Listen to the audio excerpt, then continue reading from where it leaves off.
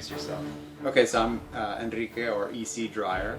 I'm one of the designer, developer, artist people working on Popup Dungeon. All right. Tell us a bit about the origin of the concept of Popup Dungeon. Okay, so since I was about 15 or 16 years old, my friends and I would get together and we would play, well, what we called a DOS game. It was actually sort of a really loose pen and paper system that we kind of came up with. And in that system, one of the biggest features was that you were trying to convince whoever was the DM, the game master, about your abilities. To say, hey, look, I should be able to fire this poison arrow this far because that guy got to do a lightning bolt like this. And it works really well when you're trying to convince a person, but it doesn't work when you're trying to turn it into a video game. So that was the initial thing, was we were trying to come up with a system that with some kind of mathematics could actually create any ability. Now there are things like this already in existence, but we want to take it one step further. We want to make sure that, even if there's something that's contextual, like this little facet of an ability would make more sense for an attack versus a heal, or these sort of things, they're going to have different values within different contexts, and really be able to balance almost any ability you can create. But once we got to that point, we said, instead of making some sort of a GM or some kind of game master resource that people were going to use, like a calculator, why don't we actually just make this our next game?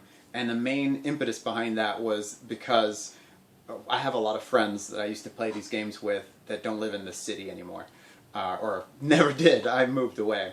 And I want to play with them, but I also want to play with the people that are my friends now and live in this city here. So we can get together and play local co-op with online co-op, and then in effect we're all playing sort of a pen and paper game together just like we used to.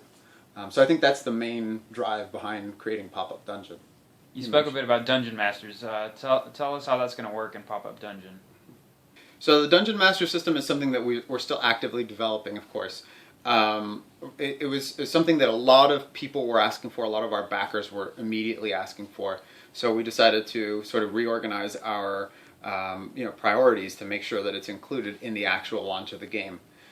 What it's going to let you do is basically it's going to let one player play the role of the Dungeon Master. That means you're going to control variables of the dungeon. You're going to be able to use special Dungeon Master abilities that you draw from these special pools. And we have more information on our site, so I won't bore you with the details. But it's partially a game for the Dungeon Master. It's not just do anything you want, destroy somebody's game.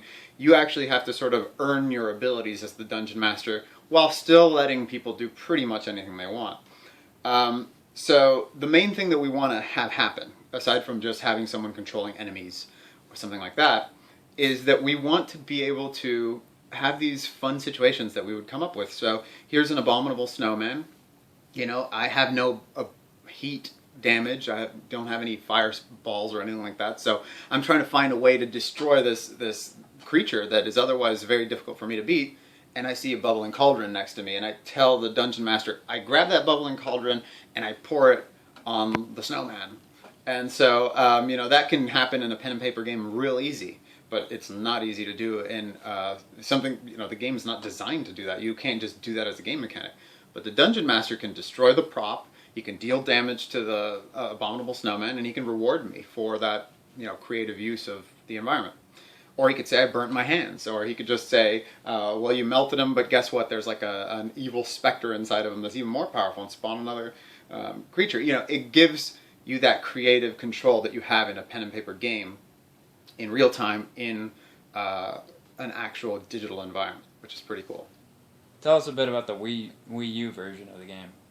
Okay, so the Wii U version is obviously a stretch goal now. We hope to be able to bring it just a little bit after the initial PC, Linux, and Mac release of the game.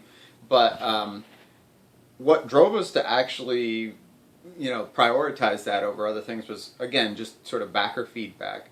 And the fact that we own a Wii U, and we have a lot of fun with it, and of course that controller with that screen on it just kind of begs you to use it sort of for that kind of Dungeon Master system, where you're able to control things without players directly seeing what you're doing. because even though players could see what you're doing and they really can't do anything about it, it's just kind of nicer to have that sort of separation.